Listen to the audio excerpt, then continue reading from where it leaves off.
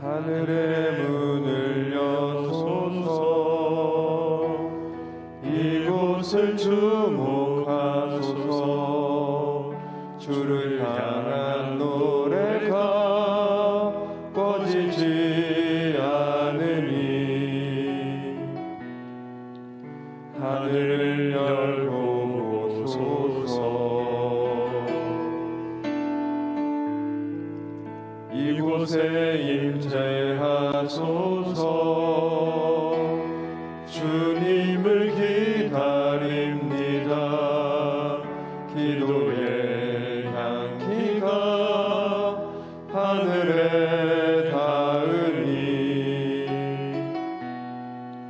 주여 임재하여 주소서. 이곳에 오셔서 이곳에 앉으소서. 이곳에서 드리는 예배를 받으소서. 주님의 이름이 주님의 이름만이 오직 주의 이름만 이곳에 있습니다. 여호와의 말씀이니라. 너희를 향한 나의 생각을 내가 아나니 평안이요 재앙이 아니니라. 너희에게 미래와 희망을 주는 것이니라. 너희가 내게 부르짖으며 내게 와서 기도하면 내가 너희들의 기도를 들을 것이요 너희가 온 마음으로 나를 구하면 나를 찾을 것이요 나를 만나리라. 아멘. 사도신경으로 우리의 흔들리지 않는 신앙을 고백합니다. 전능하사 천지를 만드신 하나님 아버지를 내가 믿사오며 그 외아들 우리 주 예수 그리스도를 믿사오니 이는 성령으로 잉태하사 동정녀 마리아에게 나시고 본디오 빌라도에게 고난을 받으사 십자가에 못 박혀 죽으시고 장사한 지 사흘 만에 죽은 자 가운데서 다시 살아나시며 하늘에 오르사 전능하신 하나님 우편에 앉아 계시다가 저리로서 산자와 죽은 자를 심판하러 오시리라. 성령을 믿사오며 거룩한 공예와 성도가 서로 교통하는 것과 죄를 사하여 주시는 것과 몸이 다시 사는 것과 영원히 사는 것을 믿사옵나이다. 아멘. 찬송가 88장 함께 찬송하시겠습니다.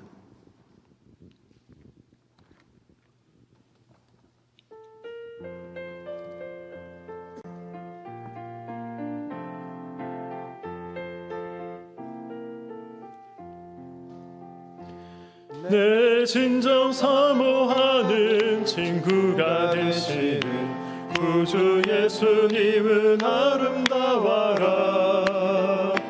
산 밑에 백합하여 빛나는 새벽별 주님 영원할 길 아주 없도다. 내 맘이 아플 적에 그리로 내시며 나 외로울 때 좋은 친구라. 주는 저 산 밑에 백합 빛나는 새벽별 이 땅 위에 비길 것이 없도다. 내 맘의 모든 염려 이 세상 보락도 주님 항상 같이 하여 주시고 시험을 당할 때에 악마의 개교를 즉시 물리치사 나를 지키네. 온 세상 날 버려도 주 예수 안 버려 끝까지 나를 돌아보시니. 주는 저 산 밑에 백합 빛나는 새벽별 이 땅 위에 비길 것이 없도다. 내 맘을 다하여서 주님을 따르면 길이 길이 나를 사랑하리니. 물불이 두렵지 않고 창검도 겁없네. 주는 높은 산성 내 방패시라. 내 영혼 먹이시는 그대 누리고 나 친히 주를 뵙기 원하네. 주는 저 산 밑에 백합 빛나는 새벽별 이 땅 위에 비길 것이 없도다.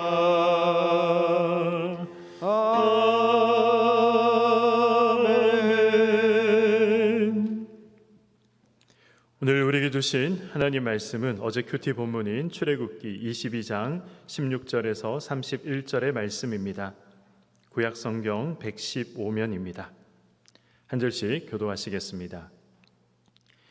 사람이 약혼하지 아니한 처녀를 꿰어 동침하였으면 납폐금을 주고 아내로 삼을 것이요, 만일 처녀의 아버지가 딸을 그에게 주기를 거절하면 그는 처녀에게 납폐금으로 돈을 낼지니라. 너는 무당을 살려두지 말라. 짐승과 행음하는 자는 반드시 죽일지니라. 여호와 외에 다른 신에게 제사를 드리는 자는 멸할지니라.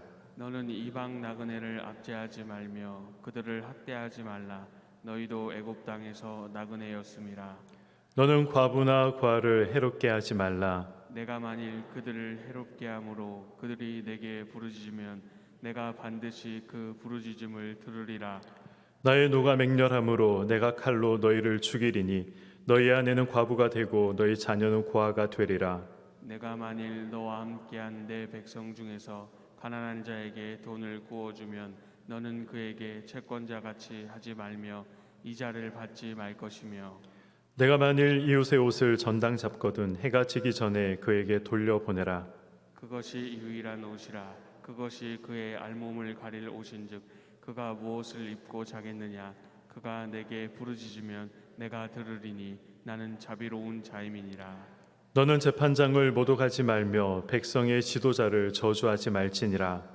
너는 내가 추수한 것과 내가 짜낸 즙을 바치기를 더디하지 말지며 내 처음 난 아들들을 내게 줄지며, 내 소와 양도 그와 같이 하되 이랫동안 어미와 함께 있게 하다가 여드레 만에 내게 줄지니라. 너희는 내게 거룩한 사람이 될지니 들에서 짐승에게 찢긴 동물의 고기를 먹지 말고 그것을 개에게 던질지니라. 아멘. 감사헌금, 예배헌금, 일천번제 서원헌금 하나님께 드렸습니다. 기도하겠습니다. 사랑의 하나님, 오늘도 이 새벽 하나님께 기도할 수 있는 건강과 여건들을 허락하여 주심을 참으로 감사드립니다. 이 새벽 귀한 예물을 드린 분들이 계십니다. 드려진 예물을 하나님께서 귀한 곳에 사용하여 주시고 하늘의 문을 여시어 드려진 손길들에 축복하여 주시옵소서.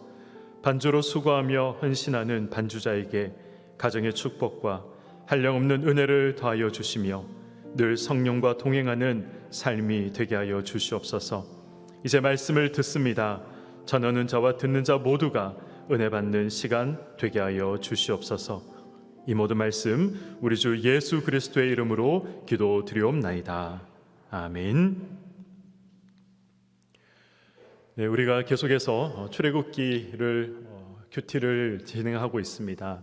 특별히 우리가 현재 묵상을 하고 있는 이 22장을 포함한 21장에서 23장의 별명이 있습니다. 어떤 별명이 있냐면 바로 언약의 책이다라는 그러한 이 별명이 있습니다.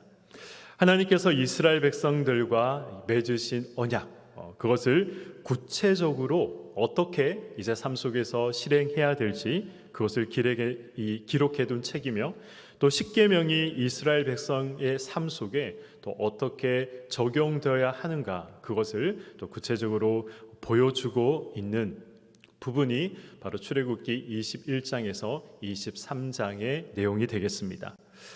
오늘날 그대로 또 적용하기에는 어려운 부분이 있습니다. 우리가 큐티를 묵상하면서 특별히 또 어제 이 큐티, 그러니까 지금 오늘 우리가 읽었던 이 본문 말씀 중에 18절 말씀 같은 경우에는 우리가 오늘날의 현실에서 그대로 적용하기가 힘든 부분이 있죠. 18절 말씀이 무엇입니까? 무당을 살려두지 말라라는 그러한 말씀입니다. 그래서 이 문자 그대로 적용하기 힘든 부분들이 있기 때문에 우리가 이러한 부분들을 볼 때에는 과연 하나님께서 왜 우리에게 이러한 말씀을 하셨는지, 하나님의 뜻과 하나님의 의도, 이 말씀이 하나님을 믿는 백성들에게, 이스라엘 백성들에게 또 어떤 의미가 있는지 그것을 우리가 또 파악할 필요가 있는 것입니다. 먼저 이 16절에서 17절은 이 총각과 처녀가 결혼하기 전에 이 성관계를 맺는 경우를 말씀하고 있습니다. 16절에 사람이 약혼하지 아니한 처녀를 꾀어 동침하였으면 납폐금을 주고 아내를 삼을 것이요라고 기록을 하고 있습니다.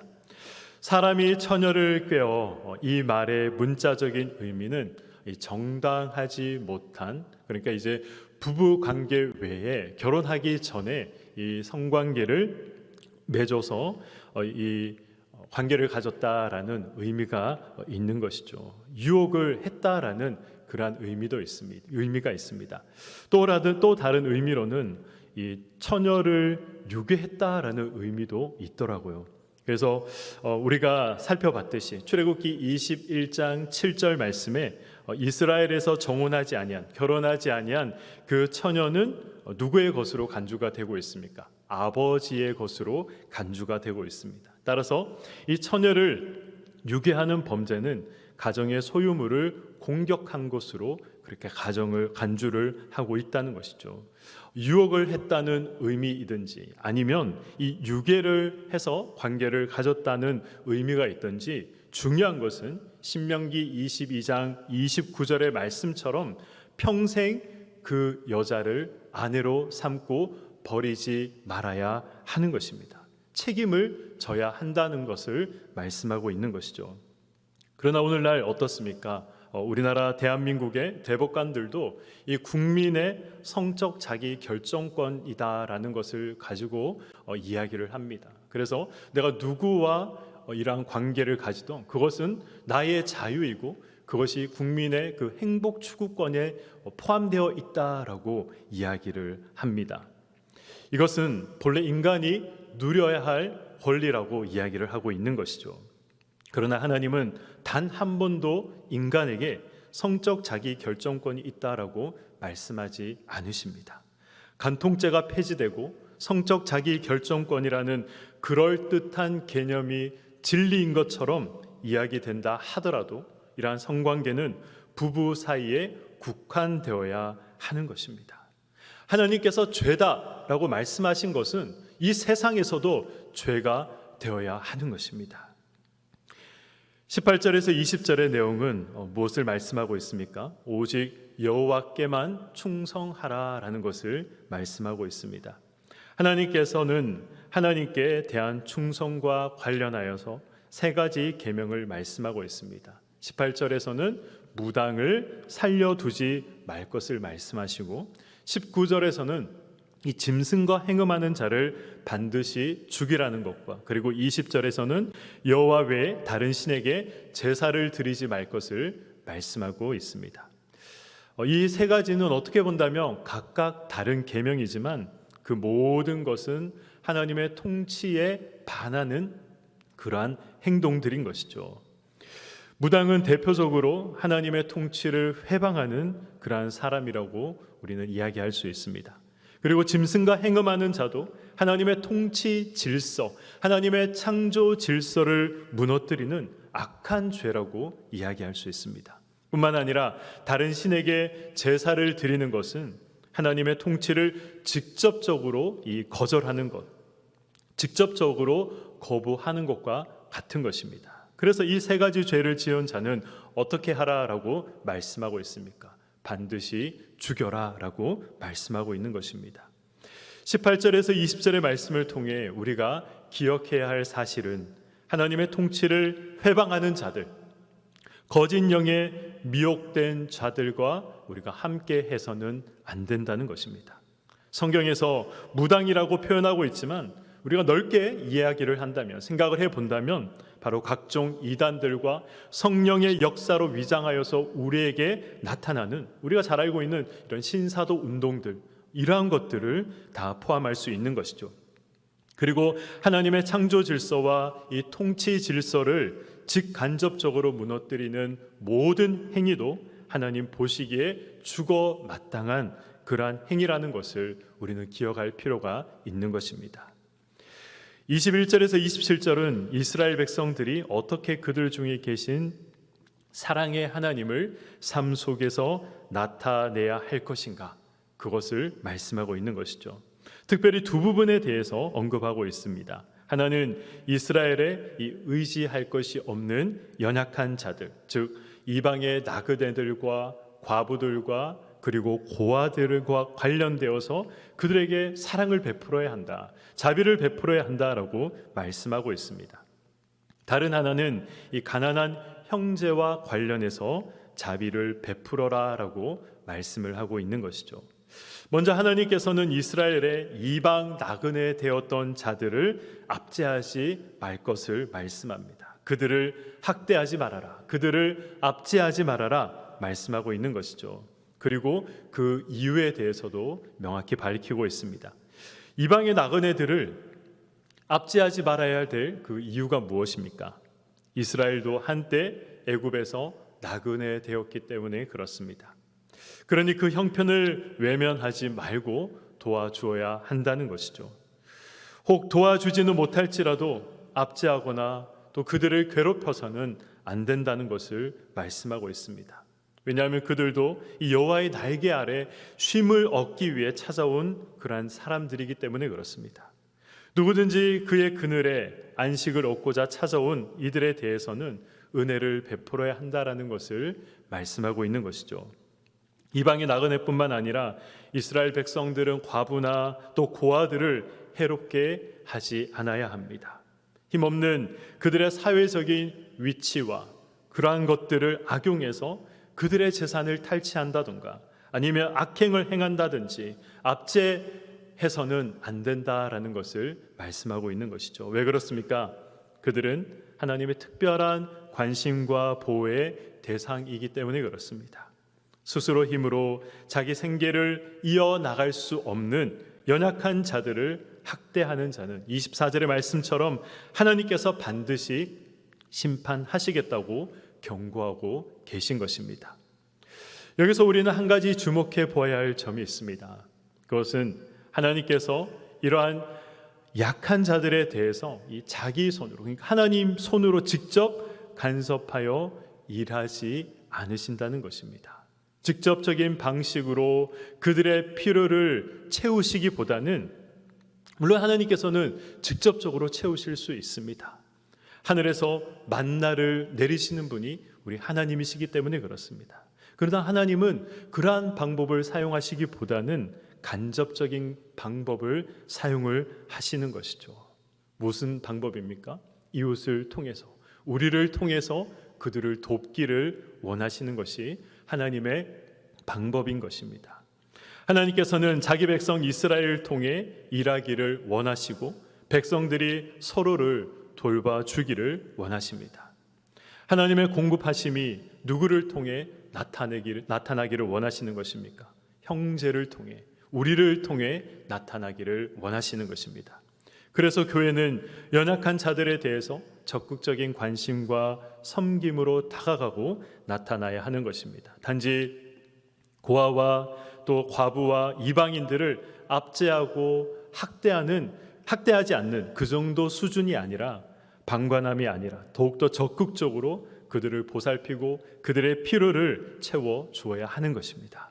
더욱이 그들이 하나님을 경외하는 하나님의 백성임을 생각할 때 교회가 적극적으로 그 짐을 져야 하는 것이죠.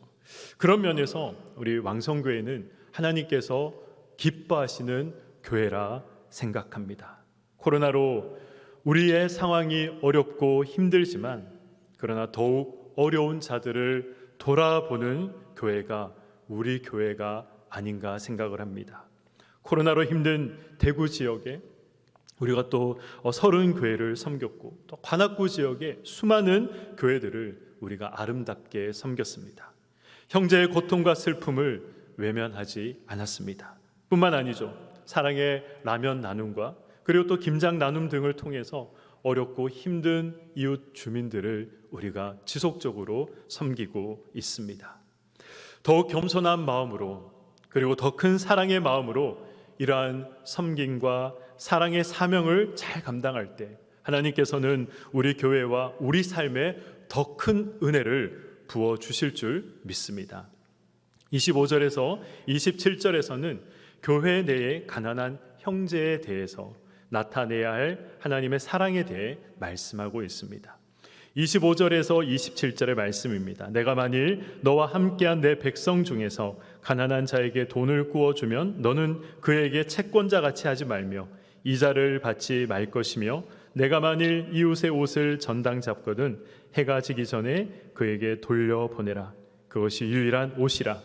그것이 그의 알몸을 가릴 옷인즉 그가 무엇을 입고 자겠느냐. 그가 내게 부르짖으며 내가 들으리니 나는 자비로운 자임이니라 라고 하나님께서 말씀하고 계시는 것입니다. 정당하게 유치권을 행사할 수 있는 이웃의 옷이지만 해가 지기 전에 돌려주어야 하는 것입니다. 이유가 무엇입니까? 그 옷은 그에게 있어서 밤의 추위를 막아줄 수 있는 유일한 방편이요 대책이기 때문에 그렇습니다.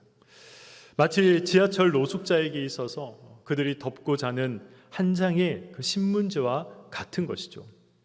그러하기에 해가 지기 전에 반드시 돌려주어야 하고 악독한 채권자처럼 행동하지 말 것을 말씀하고 있습니다. 그러면서 하나님께서는 나는 자비로운 자다라고 말씀을 하고 계십니다. 이스라엘 백성이 자비함을 나타내 보여야 할 이유는 우리가 이웃을 향해 이 사랑을 실천해야 하는 이유는 이스라엘의 하나님은 우리의 하나님은 바로 사랑의 하나님, 자비의 하나님이기 때문에 그런 것입니다. 우리가 가난한 이웃에게 자비함과 사랑을 나타내 보여야 할 이유도 바로 이것인 것이죠. 우리는 우리 중에 계신 하나님을 더 탁월하게, 더 선명하게 나타내고 증거해야 할 의무가 우리에게 있습니다. 하늘 아버지의 온전하심처럼 온전히 행해야 할 이 땅을 살아가면서 하나님의 그 온전하심을 그대로 이 땅에서 우리가 증거하고 드러내며 살아야 할 의무를 지닌 자들이 우리인 것입니다. 그것은 우리가 하나님을 나타내는 백성으로 우리를 하나님께서 부르셨기 때문에 그런 것이죠. 삶을 통해 하나님을 증거하는 백성으로 우리는 구속함을 받은 자들입니다. 그러니 우리는 거룩한 의무를 지닌 자들이라 이야기할 수 있는 것입니다. 그리고 우리는 그 의무를 신실하게 그리고 충성스럽게 이행해야 할 의무가, 삶 속에서 나타내야 할 의무가 우리에게 있는 것입니다. 28절에서는 하나님의 세우신 이 관원들에 대한 태도에 대해서 말씀을 하고 있습니다. 하나님이 세우신 관원들에 대한 태도는 그들을 욕하거나 저주하지 않는 것입니다. 만일 그들이 현명하게 일을 하고 그리고 또 바르게 일을 처리했다면 욕하거나 그들을 저주하는 일이 당연히 없을 것입니다. 하지만 세운 자들이 우리의 마음에 들지 않는다고 해서, 실수를 저질렀다고 해서 그들을 욕하거나 저주해서는 안 된다는 것을 말씀하고 있는 것이죠. 왜냐하면 일단 하나님께서 그들을 패하시기 전까지는 하나님이 세우신 자로 우리가 인정을 해야 하기 때문에 그렇습니다. 물론 이것은 하나님의 언약 백성들 간에 나타나야 할 그러한 규례입니다. 하지만 사도 바울은 이것을 이방의 권세자에게까지, 세상의 권세자에게까지 확대하여서 말씀하고 있습니다. 그러므로 우리는 하나님의 세우신 권세자에게 말씀에 반하고 그리고 믿음에 반하는 그러한 것이 아니라면 세상 권세를 인정하고 따라야 할, 또 순종해야 할 책임이, 의무가 우리에게 있다는 것입니다. 29절과 30절은 하나님께 대한 헌신의 문제를 다루고 있습니다. 이스라엘 백성들은 자신의 소출을 하나님께 드리기에 인색하지 않아야 함을 기록하고 있는 것이죠. 자신의 추수한 것과 짜낸 즙을 드리기에 더디하지 않아야 함을 말씀하고 있습니다. 자신들의 아들과 소와 양의 이 첫째 것, 이러한 것들을 드리기에 또 더디하지 않아야 한다라고 기록을 하고 있는 것이죠. 왜냐하면 그것들은 모두가 다 하나님의 것이기 때문에 그렇습니다. 하나님께서는 이 백성의 헌신과 또 이러한 드림을 하나님께서 기쁘게 생각하시고 또 그러한 것들을 통해서 하나님께서 영광을 받으시기 때문입니다. 그러니 기쁨으로 자신의 소상과 이 첫 열매를 드릴 수 있어야 하고 그것을 통해 자기 헌신을 하나님을 향한 사랑을 고백할 수 있어야 하는 것입니다. 우리의 그 처음 것만이 하나님의 것이 아니죠. 우리의 모든 것이 다 하나님의 것입니다. 그래서 우리의 모든 것으로 하나님께 헌신된 자가 되어야 하는 것입니다. 우리의 드림이 인색함으로나 아니면 억지가 되지 않도록 우리가 늘 조심하고 생각하고 행동해야 하는 것입니다. 하나님께서는 즐겨내는 자를 사랑하신다고 사도 바울은 말씀하고 있습니다. 그런 자를 기뻐하시고 모든 은혜를 넘치게 하신다라고 말씀하고 있는 것이죠. 마지막 31절은 무엇입니까? 이 음식에 대한 규례입니다. 거룩에 대한 것을 하나님께서 말씀하고 있는 것이죠. 내가 거룩하니 너희도 거룩하라 라고 하나님께서 레위기 11장에 우리에게 말씀을 하셨습니다. 하나님의 그 거룩함의 수준까지 우리가 이르러야 함을 말씀하고 있는 것이죠. 그래서 우리의 일상의 모든 것, 생각하는 것, 행동하는 것, 심지어 먹는 것조차도 우리는 우리의 거룩함을 위해서 선택하고 생각하고 행동해야 된다라는 것을 말씀하고 있는 것입니다. 시대가 변하고 그리고 또 상황이 변한다 하더라도 하나님께서 이스라엘 백성들에게 주신 율법을 통해 우리가 기억해야 하는 것은 하나님의 마음, 하나님의 뜻은 무엇일까? 그것을 우리가 늘 생각을 해야 하는 것입니다. 하나님의 마음, 하나님의 뜻, 그것이 무엇일까요? 바로 우리의 거룩함인 것입니다. 이 세대를 본받지 않는 것이죠. 마음을 새롭게 함으로 변화를 받는 것입니다. 하나님의 선하시고 기뻐하시고 온전하신 뜻이 무엇인지 우리가 분별하고 이에 순종하며 살아가는 것, 이것이 바로 하나님께서 우리에게 주신 의무이자 이 땅을 살아가야 할 그리스도인들의 책임인 것입니다. 이것이 경건이요 거룩이요, 이것이 바로 신앙을 가진 자의 신앙인 것이죠. 거룩하고 자비로우신 하나님을 닮아 이 죄를 이기며 성화된 삶을 살아가라는 것이 하나님의 말씀인 것입니다. 죄 용서함을 받은 우리가 이제 하나님의 성품을 닮아 거룩하고 자비한 사람으로 살아갈 수 있기를, 그리고 하나님이 기뻐하시는 삶을 살아가시는 우리 모든 왕성의 권속들이 되시기를 주님의 이름으로 간절히 축원드립니다. 아멘. 우리 함께 찬양 드리고 기도 드리도록 하겠습니다.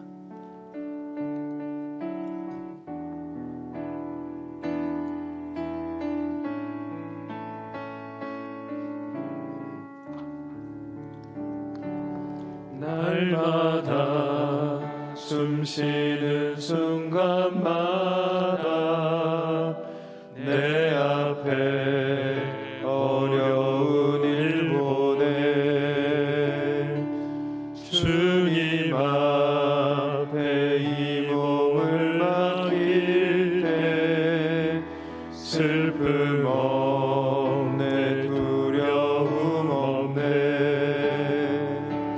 주님의 그 자비로운 손길 항상 좋은 것 주시도다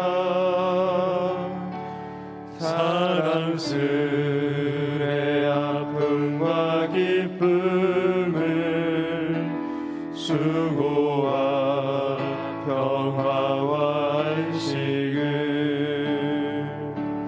날마다 주님 내 곁에 계셔 자비로 날 감싸 주시네 주님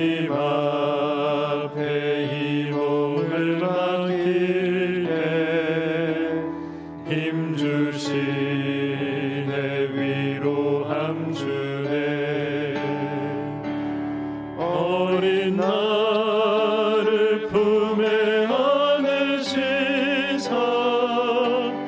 항상 평안함 주시도다. 내가 살아 숨을 쉬는 동안 살피신다 약속하셨네. 인생의 어려운 순간마다 주의 약속 생각해보네. 내 맘속에 믿음 잃지 않고 말씀 속에 위로를 얻네. 주님의 도우심 바라보며 모든 어려움 이기도다. 흘러가는 순간순간마다 주님 약속 새겨봅니다. 이 시간 우리 함께 기도하도록 하겠습니다. 먼저 주신 말씀을 생각하며 기도하시기 바랍니다. 세상이 변하고 시대가 변하고 상황이 바뀌어도 하나님의 말씀은 여전히 하나님의 말씀으로 존재하는 것입니다. 우리가 지켜도 되고 안 지켜도 되는 문제가 아니라 우리가 반드시 말씀하신 그 하나님의 뜻이 무엇인지, 하나님께서 왜 이렇게 말씀하셨는지 그 의미를 정확하게 파악하고 그것을 우리의 삶 가운데 드러내고 실천함을 통해서 또 우리가 하나님께 영광 돌리고 그것을 통해서 우리가 더욱더 거룩한 삶을 살아가도록 하는 것, 이것이 바로 하나님께서 원하는 것입니다. 하나님, 오늘 우리 하루의 삶을 통해서 하나님이 원하시는 삶을 살아가게 하시고 더욱더 거룩한 자리로 나아가는 우리의 삶이 되게 달라고 우리 기도하시기를 바랍니다. 또한 우리 코로나19의 종식을 위해서 기도하시고 신속한 백신 공급이 이루어질 수 있도록 하나님께서 모든 것들을 주장하시고 주관하여